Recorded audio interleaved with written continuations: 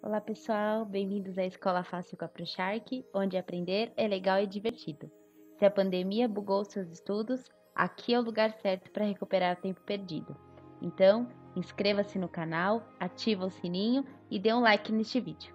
Tudo bem? Prontos para aprender? Então, vamos lá!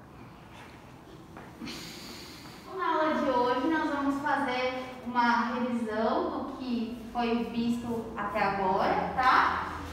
E aproveitar para aprender alguns novos conceitos. Então, a gente viu que matéria é tudo aquilo que possui massa e ocupa um lugar no espaço, né? Então, a gente viu na aula passada e nas aulas anteriores que tudo que for composto por massa, ou seja, tudo que for quantidade de partículas e ocupar um lugar no espaço é caracterizado como matéria. Então, todos nós aqui somos matéria, né? Porque nós estamos ocupando um lugar no espaço e nós possuímos uma massa, tá?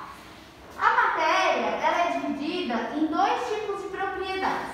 A gente tem as propriedades gerais, que são aplicadas a toda e qualquer matéria. Então, independente do estado físico, todas essas propriedades serão apresentadas, enquanto que existem propriedades específicas que a gente divide basicamente em 4 categorias, tá? E que essas propriedades aqui, elas só serão exibidas dependendo do estado físico.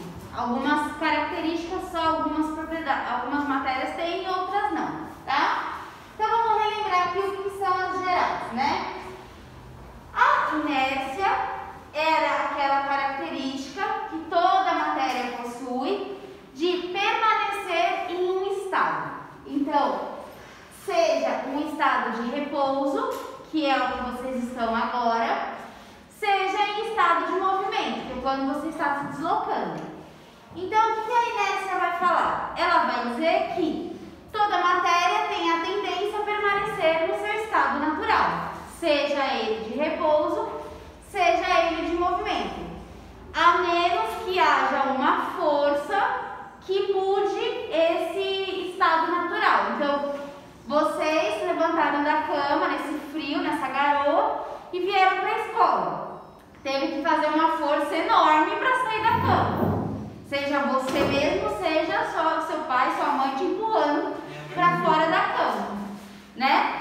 Mas fato é que existiu uma força que tirou você do lugar, nem seja um despertador tocando, mas algo te tirou de lá. Então, a inércia foi rompida.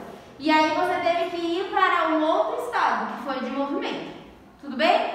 Entenderam o que é a inércia? Tá.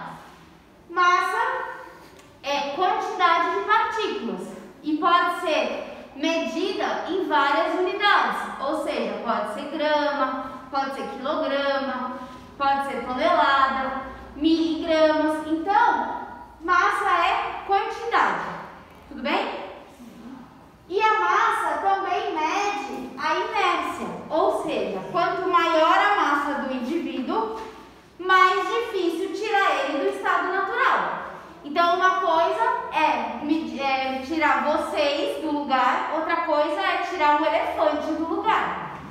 A diferença de massa é muito grande. Então, de indivíduos menores, você consegue tirar do estado de repouso ou frear do estado de movimento, enquanto que em indivíduos maiores é mais difícil movimentar isso. Tudo bem? Sim. Volume. Volume é o espaço, a ocupação do espaço. O volume é medido em 3 dimensões, né? A gente tem altura, largura e profundidade. Ou altura e comprimento e profundidade, tanto faz. O importante é que é uma unidade de 3 dimensões. Então, a gente tem um espaço sendo ocupado quando a gente pensa em volume, tá? Impenetrabilidade, a gente viu que era que uma matéria não ocupa o mesmo lugar de outra no mesmo tempo. Então, se eu tô com a minha mão aqui agora, por mais que eu coloque a minha mão na frente, eu tenho uma embaixo, uma em cima, uma na frente, outra atrás, elas não estão no mesmo local. Elas podem estar muito juntas, muito próximas. Eu estou empurrando uma com a outra, mas uma não ocupa o mesmo lugar no mesmo tempo. Tudo bem? Então elas não são penetráveis, que a gente fala. Uma não se sobrepõe à outra, uma não entra efetivamente no nível molecular. Ok? Divisibilidade. Como a gente viu, a capacidade que a matéria tem de se dividir.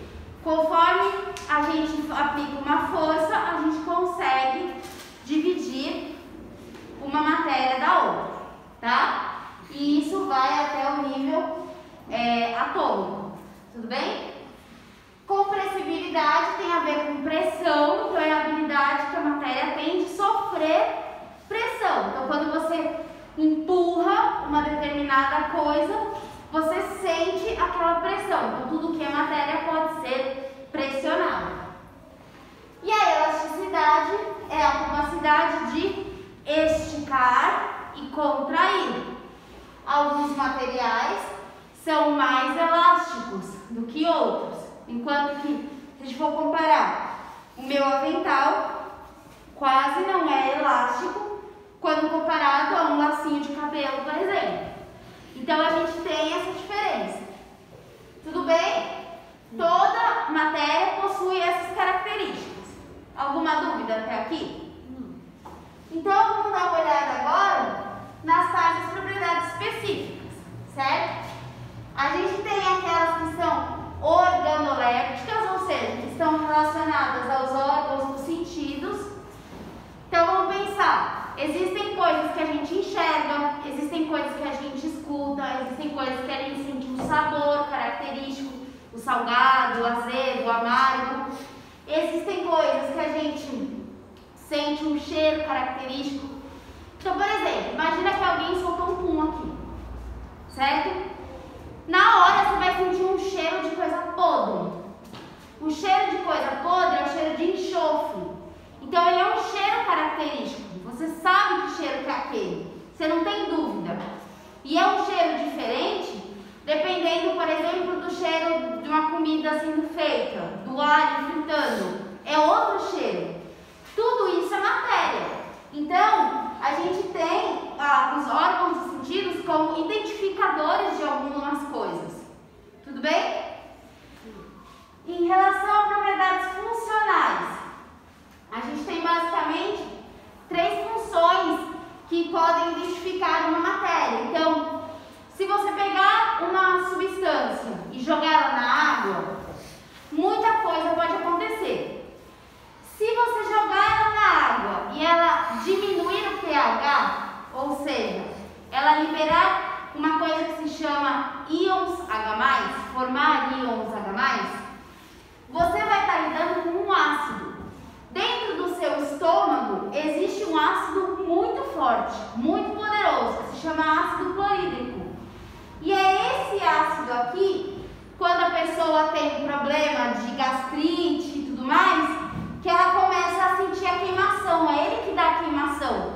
Então, ou quando você tem um problema no estômago e você está com excesso de ácido, o que a gente costuma tomar? Uma base para neutralizar a ação do ácido. Porque a base age em como eu posso dizer? Ela age complementando o ácido. Então, quando você pega um ácido e junta com uma base, você vai formar uma coisa neutra. E aí a sensação de queimação reduz. O sal, ele é muito característico. A gente tem uma afinidade maior com o sal, porque a gente usa muito na culinária. E o principal sal que a gente tem, o sal de cozinha, é o cloreto de sódio, tá? Então, a gente tem aqui algumas características que a gente tem em contato no dia a dia.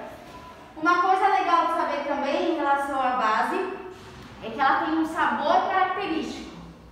Se vocês já comeram banana verde, todo mundo já pegou uma banana achando que estava ótimo, mas você mordeu, parecia que o negócio estava amarrando a boca, não descia, você não conseguia engolir, a boca ficou seca. Então, esse sabor adstringente, esse é o nome, adstringente, que amarra a boca, é característico das bases. Então, quando você come uma coisa que tem esse sabor, essa situação, você provavelmente está comendo uma coisa básica, tá? Pensando nas características físicas, a gente vai que dependendo do estado físico, essas características podem se manifestar ou não.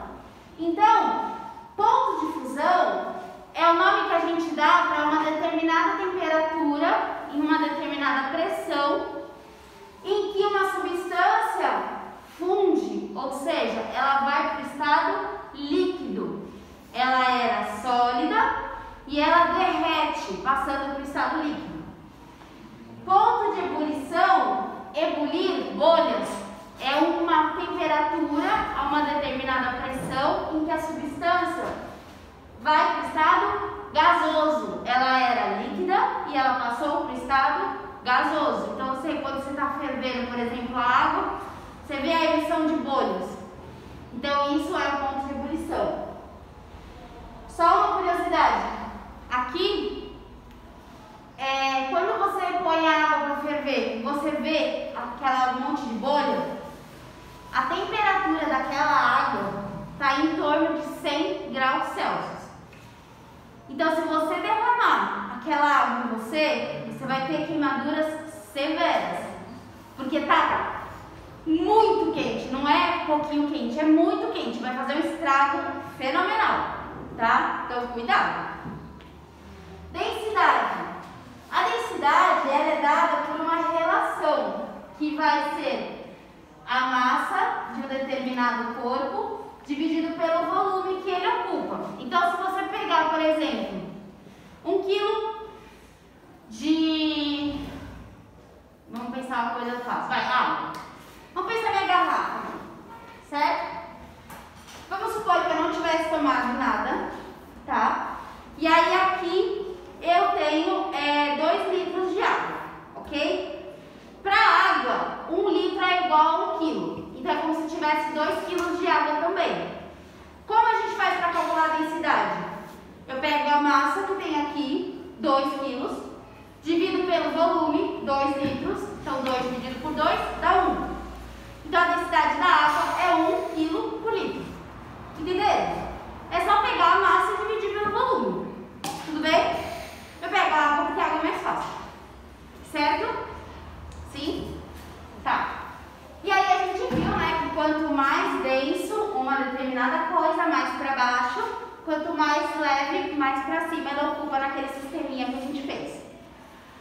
Solubilidade é a capacidade que as substâncias possuem de se misturar, de se envolver. Então, existem coisas que se dissolvem uma com a outra, tipo água com sal, água com açúcar, e existem coisas que não se misturam, que nem a gente viu ontem. Água e óleo, perfeito. Tá? Tenacidade é uma coisa que vocês não viram. O que é a tenacidade? É a capacidade de resistir a impactos. Então, uma coisa tenaz é uma coisa que resiste a um impacto. Por exemplo, se eu pegar o meu apagador e bater aqui, ele vai ter uma resistência, enquanto que se eu bater aqui, ele tem outra. A madeira é mais tenaz, ou seja, ela é mais resistente ao impacto do que o feltro, né, que está aqui. Tudo bem? Porque ele é mais molinho. Sim? Dureza. Ao contrário do que muita gente pensa, dureza é a capacidade de resistir a riscos. É quando o material risca outro. Então, quando eu escrevi aqui na lousa e faço isso, o material que riscou é mais duro do que o material que foi riscado. Sempre é essa a ideia. O duro risca o mais molenga. Então, se eu consigo fazer isso aqui com giz, ó, quem é mais duro, o giz ou a lousa? O giz, porque a lousa tem que ser riscada e o giz tem que riscar. Então, não confunda dureza com tenacidade. A gente costuma pensar que duro é aquele que resiste mais ao impacto. Não é. Se uma substância é mais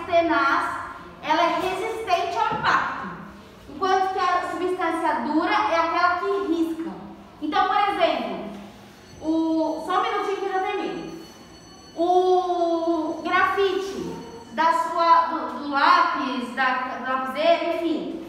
Quando você escreve ele no caderno, no papel, ele risca o papel. Então o grafite é mais duro do que o papel. Tudo bem? Deu para entender a diferença entre tenacidade e dureza? Sim. E só para finalizar, existem algumas matérias que sofrem transformações químicas. Então, quando eu vejo uma mudança química, eu estou vendo uma transformação da matéria. Não é simplesmente ela foi do estado físico, do sólido para o líquido, ou do gasoso para o sólido, enfim. Essa situação aqui é uma mudança molecular, é uma mudança na estrutura interna da matéria. Então, algumas matérias sofrem transformação química, outras